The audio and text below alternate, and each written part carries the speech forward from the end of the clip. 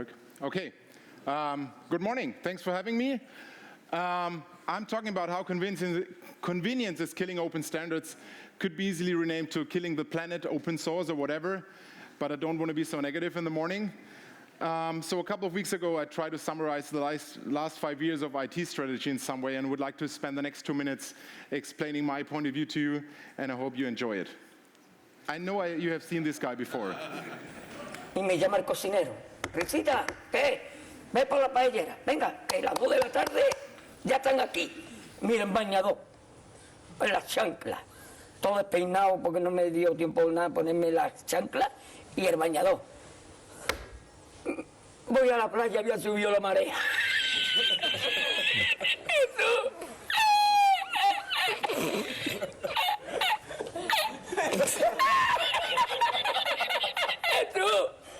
Había subido la marea y encontré una paella.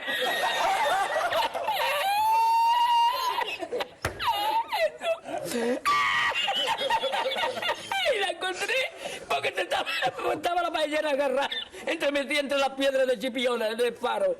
Y cuando entro en el restaurante me ve el cocinero con una paellera y adentro la vende paellera.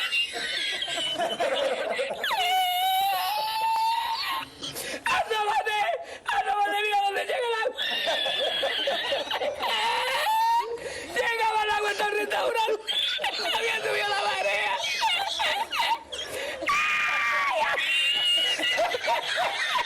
¿Y tú? ¡Ay, qué hacemos ahora! Con los 2 sacos de arroz. ¡Ay, llama para Sevilla! ¡Llama a Sevilla que traigo un país!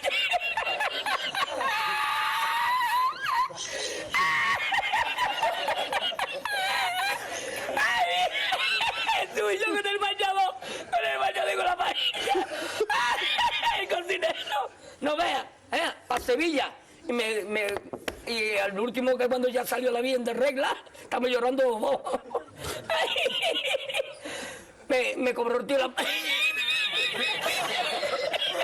Me cobró a 500 metros y ya no fui más.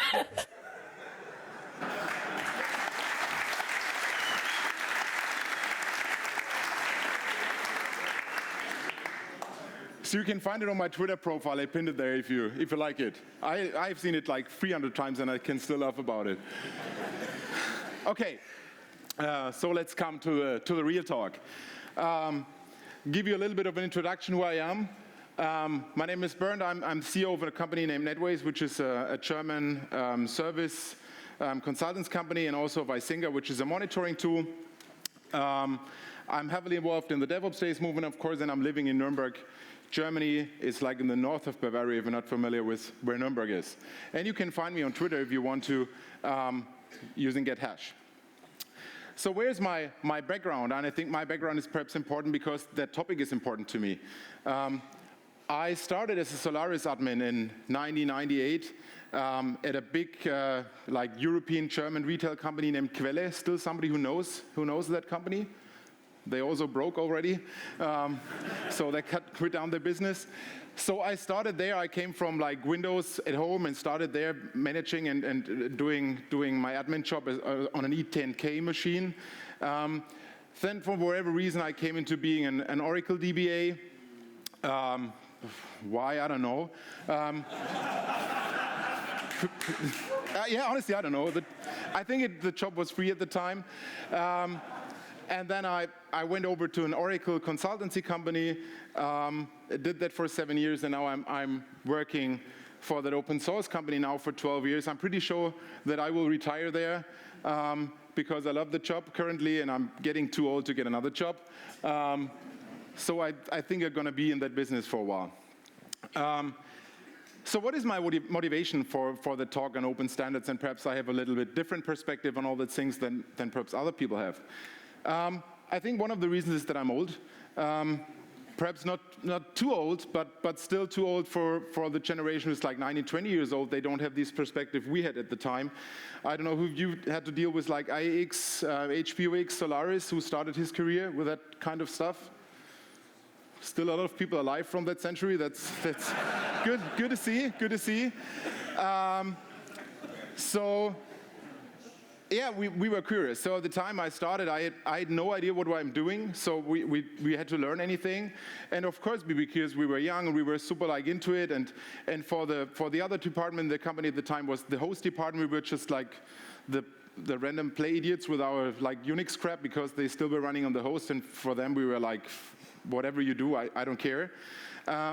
But of course, we would like to do something great. And that was really important for us that we are going to solve the problems in a very good way. But the situation we had, and this is not a real picture, but I have another one later, is that we just were very limited to the systems we had. So we had like a Solaris, we had HPX, we have a little bit of IX. That was like the platforms we were able to deal with. But of course, we had big goals. So at the time, like internet is getting more and more important. We had to set up an e-commerce store and all that stuff. So we really tried hard to create an architecture and plan how our future infrastructure should look like.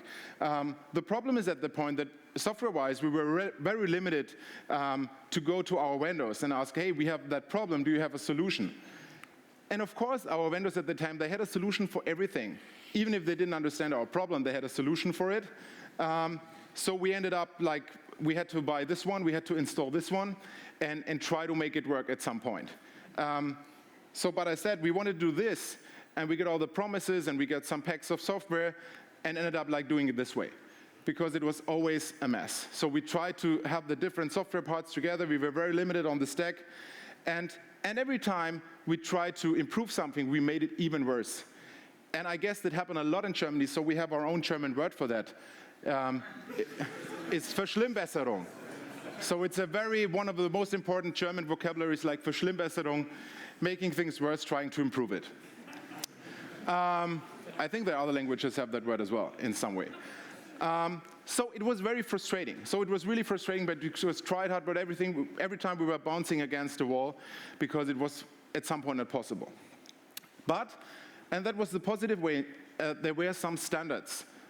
There were some standards built on the Unix platform, and I think like aviation and planes, all this stuff is a very good example for standards because it's so highly standardized. It's the reason why a lot of people, airlines all over the world can work together. And in the Unix world, it was POSIX at the time. Who is familiar about POSIX, what it is, what it describes? I really was not until a couple of weeks ago because I had to read it out. So what POSIX was, it was at the time like the portable operating system interface. It was kind of defined, I think in 1990, Richard Stallman successed it, and it defined the basic ways how a Unix system works. It was like the basic definitions, basic system calls for C, also like some basic tools are available, like VI, AWK, all the tools that these are a requirement for operating system following your POSIX standard are available on all that system. And this was in some way pretty cool because even we had no idea about the HPX administration part because we were in the Solaris team. We still were able, when the colleagues were on vacation, we were able to do something because we could log in, we can work on the operating system. We had a chance to figure it out in some way because it was standardized and it was really important. And I think on top of that, there was a change because that POSIX created kind of a possibility for other tools to come up, which at the time was GNU tools. It was a mess for setting them up. So if you come from Solaris, there was something like Sun Freeware where I had to download all that stuff. The site is still online. I've checked it out, but they said we closed the service like in the 80th centuries, whatever. So we started to work with that. So we had more and more open source coming into our proprietary Linux and Unix system, and was pretty cool. At the same time, a couple of our colleagues started with Linux. And SUSE Linux, which was just a couple of miles away from the company where we are, these folks started the company there. They started with like 20 CDs, and our colleague, he compiled like kernels for 3 weeks, and it never worked, and we behaved the same way like the host folks behaved on us. We behaved to him with like, you're compiling your Linux crap, it will never work. We ended up that our production web server was running on his desk, under his desk on the machine. So when they bought a Solaris system in the data center, it was running CT at home and gathering like outer space data. This is what we have done with this machine because it was there anyway. And the real production web server was running on a desktop PC on Linux. So we came into the Linux business, very unofficial, but we started more and more. it was just great because there were more and more people. There were communities, more people sharing it. There was so much power outside. We were no longer limited to a specific product available from a specific vendor. So it just brought us to a big, big diversity. So it gave us a lot of possibilities what we can do with the tools, and it was just fantastic. So we loved it. So even the old like Unix folks, we were totally into Linux, and we were super happy that we don't have to deal with Sun Freeware and all that stuff anymore. So the flexibility was just great. So now time flies. It's like, yeah, 22 years ago, I don't know. This is where we are currently, perhaps, in a very negative way, if you can see it that way. We as an industry, we have a very high talent to forget everything we learned before. So like every 5 years, somebody's coming and say, hey, we do this, so this is the new hype train, and they said, that's great, I'm on it. Everything we learned before is like, oh no, that was all crap. And then we figure out 2 years later, oh damn it, we have not a solution for this problem and that problem, this problem. Then we're solving it everything again. But of course, when we have a limit where it all works in some way, then something else is coming up. Which is good because we will have a job forever. Because the industry works that way, so we don't have to be afraid of unemployment. But in some way, it's even nuts that we try to reinvent everything from scratch again. Anyway, from an open standard point of view, we achieved a lot in that time, like standardized licenses and all that stuff. So it's getting more and more popular. And of course, passion leads us here. So we did so many stuff. A lot of happened in that open source universe. Even, and this is an old one, but it's still a nice one, Microsoft is on Linux, which is cool. We have more open source than ever before. So check out GitHub, there's a lot of open source. But what we also have is a dramatic change on how the IT infrastructure changed in the last years, will change next year, in the next 5 years. Honestly, nobody knows what will be happening in 5 years. So we see that the public cloud will drag more and more people into it, perhaps as in that you can see where the data is from Logic Monitor report, because there's no real data. There are a couple of companies trying to get the data out there. But this is where we see a movement more that on-premise is going to be reduced. We have, of course, increased public cloud usage, also hybrid cloud, but we will see a dramatic change for more and more people going in. And if I would say, if the data is right, and you see that hybrid cloud is on 18%, you can expect that we around 50% of it is already in the public cloud space, if that makes sense at some point. So where's the problem? Means I was in India last week and I gave the talk and somebody said, this is how it is. This is evolution. Yeah, right. There's some truth. Not every evolution is a great thing. So I think it's worth to doubt it in some way. So where's my problem in it, or why I'm bringing this topic up? First of all, because I said before, like we have more open source than ever, open source does not mean open standards.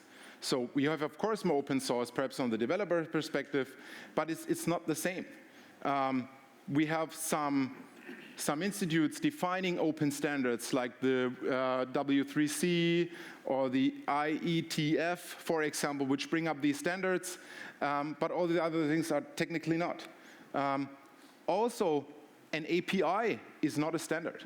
So I think often we have this mismatch because it's an open API does not mean it's a standard. It's just like something you can access to, but this has nothing to do with a well-defined standard others can work with, which is important that we have an open technology world, is that we define a standard where people can rely on, is a big, big difference between having an API which I can access. And I have the feeling that perhaps also the younger generation doesn't see the difference in some point. Say, it's an API, it's open, but yeah, well, it's true at some point, but also not 100%. Another problem I have with this is that we have a very unbalanced market. And this is compared to the other one, this is a true picture, which like Seattle Airport, you have a check-in for Microsoft and for Amazon and for the rest. And this is not at all bad. So don't get me wrong, if somebody hates me already, I'm totally fine. I don't want to bash someone. I don't have a problem with that company. I have a problem with the unbalanced market we're seeing here. Because if you look at that, how they compete on the market, is a situation we have that it looks like Azure is really able to keep up with AWS in the next years, that they grow way more, especially in the small, medium business market. I don't know exactly why. I guess because they are have a way better experience and sales relationship to their customers because they had it for centuries already. So they're doing a good job. And there's like Google Cloud, and honestly, there's a couple of others, but I think these three players on the market will make the race at some point. The thing is that we don't have a standard. So they all have their APIs, and of course you can work with all that stuff, and they have their own tools, or we have tools in the middle who solve the problem for us, but there's no real open standard, which is, okay, there's something. We have like the open virtualization format, or there's like an OCCI. Somebody ever heard about OCCI, which is like Open Cloud Computing Interface? You can see how popular it is. It's crazy popular. It's like a standardized format. I know that OpenEbola, for example, supports this as an on-premise cloud solution, which is, I think, so also not so popular. So they try to work on that standards to have like an open interface for interoperability, but it's really not popular and people don't care so much. And this is one of the reasons why tools like Terraform are so popular, I guess. So it's like the #1 configuration management tool out there, like increasing user numbers and adoption rate compared to all the Puppet, Chef, Ansible things, which are of course still important and on the market. But Terraform is a thing which, especially in a hybrid cloud environment, solved that problem for you. Because there is no standard, it like creates kind of a standard access layer in between that you are able to deal with the Google Cloud Platform, AWS or Azure. Even if you work with Terraform, you know that it's like not the same. So even if you have to configure like an AWS machine or a Google Cloud Compute machine, it's not the same in Terraform. But I think that's the reason, and it shows to me that people have a need. People have a need for that unified standard to access their resources, to be able to deal with all these tools. So what is the impact on open source? And I totally get that open source is not open standard, but I think that open source is very important for the open standard. I think they have a strong relationship, even absolutely it's not the same. I think one problem is with open source is that every open source company, usually whatever business model they have, if they have an enterprise license, dual license, whatever, it was important for them at some point that 99% of their users never give them a single dollar. Because they just downloaded it and GitHub used it, that's fine. But at some segment, they had some enterprise users because Active Directory was only available in the enterprise option, or you name it, whatever. And that in some way forced customers to give them money to solve the problem. But the cloud platform cut that layer out. If you're running on a cloud, it cuts down this connection between. So if a cloud provider takes open source software and sells it, there is no direct channel from the customer to the open source creator to the provider, which of course all they have to pay their people for it. There are different possibilities to do so, and there's a good and evil, or not so good, I would say. So I think Google does it in a very good way. They announced, I think in April, that they work together with a lot of these companies like Mongo and Redis and Elastic to serve you open source tools in the cloud, but also make sure that you have direct contact to the creators of that open source. They create a unified bill for you. They make sure that you just open a ticket up to them, and they move it forward to the creator. And there are other companies that do it differently. Like AWS did Open Distro. I don't know if you've heard about this Open Distro thing. It's like an Elastic thing. 1, 2, 3, okay. Some of you, it's like Amazon released their version of Elasticsearch, the Elastic Stack, as an open distro, which probably solved the things like XPack had as a proprietary part of Elasticsearch. Honestly, I had to talk to somebody from Amazon who knows it, why they did it. I would say they have their reasons, but definitely it's a different business move, like cutting these direct paths out to the company. And where it brings us, it brings us fear and protection, because these open source companies don't know how to deal with it. So companies like MongoDB, for example, they brought up their own license, like the server-side public license, for example, where they say, you can, of course, do something with our software, but if you change it to serve it as a software, as a service offering, you have to contribute back this code. Redis did it, and they prohibit that you probably sell the enterprise module as a cloud solution. Honestly, we fight it for that unified open source licenses, which are, I don't know how many out there, it's a couple of them. And now new licenses are coming up, because people don't know how to move forward. Companies are afraid their intellectual property goes away, especially perhaps not the intellectual property, but they don't have a money stream anymore, because if nobody buys the software them, so who should they pay the developers? I don't know either what I should think about it, because I don't like that people come up with new licenses, but in some way I also understand that somebody who creates software has to pay his people, and he's afraid of, like, he's not making enough money, tries to look for something out there and try to look for a solution. And what is important there is open source and open standard, they need support. They need money. So somebody has to pay for them. I think especially in the open source world, we often take it for granted that somebody's doing it. But of course, open source is done by enterprises. Like 70–80% of all that open source out there is done by enterprises who directly do it or pay somebody else to do it. And even to enforce these companies and make sure that they invest time in finding open standards and probably make sure that we have a chance to work together in that way, they need support. So we have to make sure as an industry that we don't like keep them on the side of the road, so they still have a chance to participate in the market. So where's the future? I don't know, honestly. I think we are still there. Means, like I said before, our industry is moving very, very fast, so we start with all that infrastructure as a service, which was at that level, was still super easy to have like a hybrid cloud stuff, like spinning up machines on the left-hand side or on the right-hand side. If you go more and more up the stack, if you go with software as a service or function as a service, it's even harder. So there are some ideas and something out there, but it's really hard to have like a multi-cloud function as a service stuff. There is some software out there. But at some point, you have to decide, okay, I have to go in with that. To use that full feature set, I have to go for a vendor login, use that function as a service, and this is the way we go. So is it so worse? So who liked the last episode, by the way? It's like the same amount of people who dealt with Solaris and HPX 20 years ago?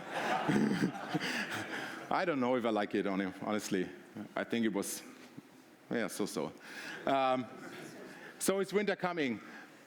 Well, no, it's like it's changing, and we have to accept it in some way. And I get it that for a lot of companies, like infrastructure is just overhead. If you're not an infrastructure company, if you have a great business idea, it just like slows you down if you have to deal with an infrastructure mess.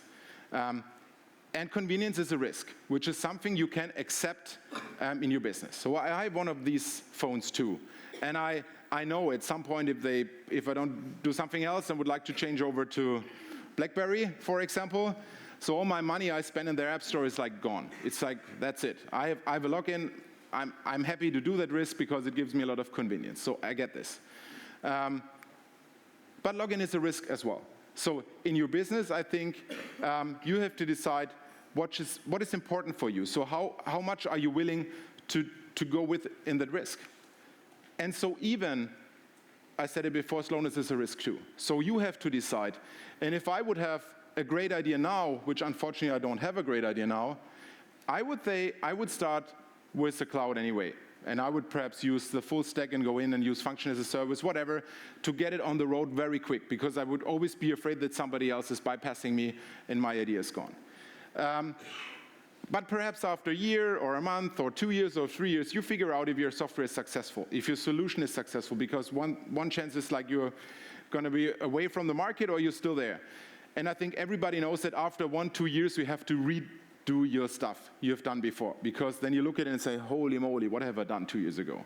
It's like every software development process looks like, that you feel ashamed at some point what you have done, and if you were drunk during that night. So you do it again. And perhaps, and this is the point I would like to make, perhaps this is a good time to think about, okay, how would we like to move forward? So what is important for us to be flexible as a company, to go with different solutions out there, to keeping them interoperability, that I can move from A to B. I think that's a good time. So currently for companies in the cloud businesses, priority number one is like cloud cost optimization. There are a couple of companies out there which consult you optimize your cloud cost. And if you go into the cloud cost topic, people will say that's not a problem at all, because the last like 20 years, it always gets cheaper, cheaper, cheaper. But pricing in an oligopolistic situation is a different thing. So still now, everybody's like lowering for new customers, bring them in. So they still have perhaps 50% of the market, but if we move on, perhaps we have 95% of that market. And then we have 3 players on the game. And I give you an example. So a dose of insulin, it was discovered in 2021. At that point, they sold their patent to the University of Toronto for $1. So in 2006, 1 dose in America cost $67. 2019, $285. Which leads to, depending on the level how much you need, it makes people bankrupt. They are not able to afford it anymore because there are only 3 companies providing insulin. And there's no like market law who like reducing the pricing or sets a limit to increase pricing. And this is not something which is special for insulin. It means even pharma industries is some specialist, but it's like economics work on an unbalanced market. And this is not, I'm not bringing it up. It's there, you can read it out. And perhaps you can say, okay, you cannot compare like an unbalanced IT market to insulin, but as you have seen, I can. Abuse of power comes as no surprise. Perhaps think about it. What can you do? I have no idea. So be reasonable. So think about what are you doing. And to go back with that, another thing I would like to mention, I go back to the slide. I have a problem that all these 3 cloud providers are controlled by one government, but I also would like to state that I don't have a problem with that is America currently. I would also have a problem that Europe has the control of everything, or India or China. So it's not an American problem I have. I would like to have a diverse internet. I would have a diverse access to the internet. I would even have the possibility for new players enter that market. But imagine if you are on a highway, like 95% of the cars are controlled by one. Where will you be on that highway if you're on the 5% area? You will have a red light all the time, because this is how market works. So for new people, for new companies, when we have no open standard, it will be super hard to participate in that market, go into that market, because it's already like given out. And then it's just 3 or 4 players who like try to get other customers to move over there. But we are far away from the idea, which I like, of a decentralized internet where everybody can participate in a fair way. But this is something we will not have at that point. So just keep that in mind, that this will, I think, will change. So be reasonable, think about that. Think about interoperability is an important thing, that you can work with different services from different providers and you can work together. Supports the variety. So try to be out there and have a look on the industry, how it is, and where are you. And perhaps sometimes it's hard because it's like it's addictive sometimes, because everything which is super easy creates like an inner mind addiction to say, yeah, it's so easy, let's do it. But perhaps sometimes like stop for an hour and think about it. What are we really doing now? Demand contribution. I don't know if this train already passed, but I think it's still a chance for customers to go to their vendor and say, I want you to deal with this way. I would like to see that if you're selling us open source software, whatever, as your solution, I want to have like a back channel to the original creator of the software, so you can demand it. If you're a small shop, they will give if you're a bigger one, perhaps they will listen to you. So it's on us. At some point, perhaps doubt. If it sounds too good, you should be double doubt. So that's important. And I think it's up to us. So our industry is fighting a lot about having diversity on the human side, which is great, and it's important. But I think if you think forward like 5 to 10 years, having a diversity on the technical aspect and having a chance to select what you want, it's important that we take it into our focus and that we care about it in the way you can do. And that's something I would like to leave it with that for today. Thank you very much.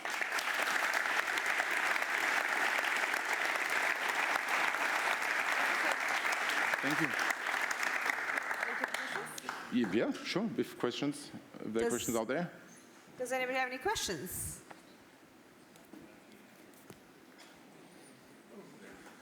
Oh, sorry. I don't know where the box is. Yeah, the box here. Yeah. Oh, okay. You would like to throw? No, please, go for it. Okay, take the easy one first. Hello, Bernd. Hello, microphone. It was really good talk. I like that you highlighted the value of standards, but I have a few questions. First of all, what is the incentive for big players to actually participate in these standards? Why Amazon and Azure, on your opinion, should be spending any efforts to make it easier to become interoperable between these cloud providers? I understand the value for small players, but why Amazon and Azure, who are competing against, should be doing anything to make life easier to switch between these providers?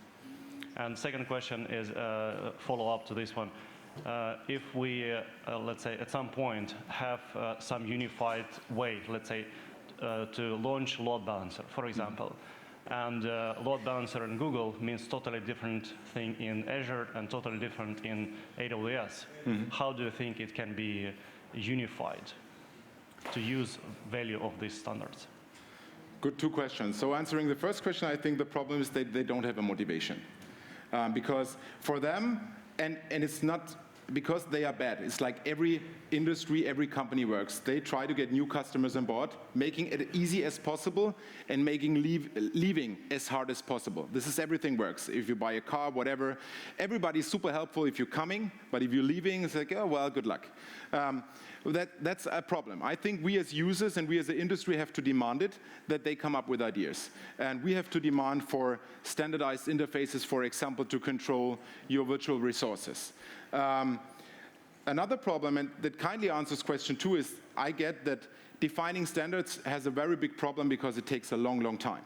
And if somebody says, okay, let's come together, we have to define a standard how like creating a load balancer could look like as a standard interface, as a whatever called like open load balancer interface, it will take 10 years.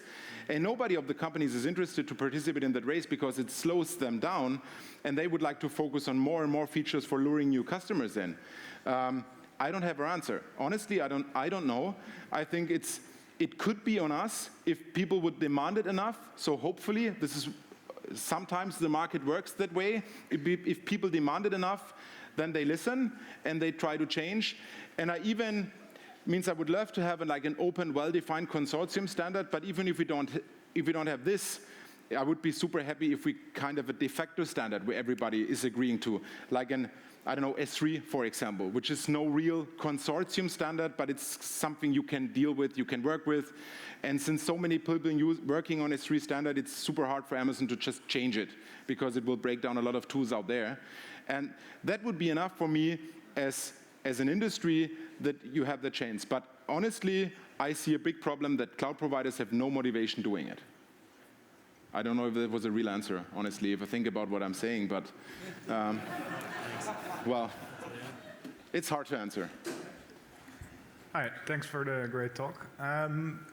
What do you think about the whole cloud native movement in this space? Because I do think that's a very democratizing thing, and cloud providers are sort of forced to play along.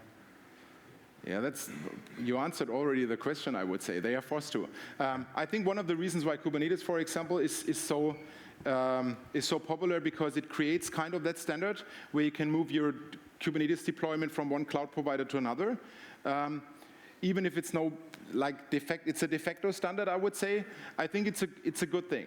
And my feeling is that some of the cloud providers, they could come up with a Kubernetes solution earlier, but they waited, but they were forced from the market to provide a solution, because for a cloud provider, it's just shitty, because you can bring all your stuff and decide like 2 weeks later, I go somewhere else.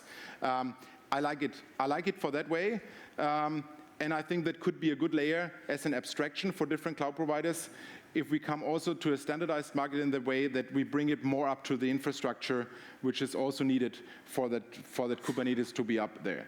So yeah, I think it's one of the reasons why people still like it, especially in a hybrid cloud where they can move their container infrastructure from one side to another. Thanks. Sure. Great. Thank you so much. There's somebody there. I don't know if we have time. Do we have time? Out of time, but we'll take one more question.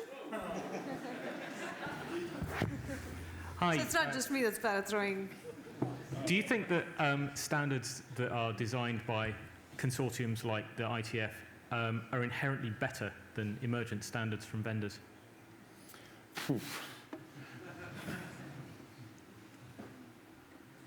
No. Thanks. That was easy. Thank you. Thank you so much for having me. Thank you. Oh, thank you.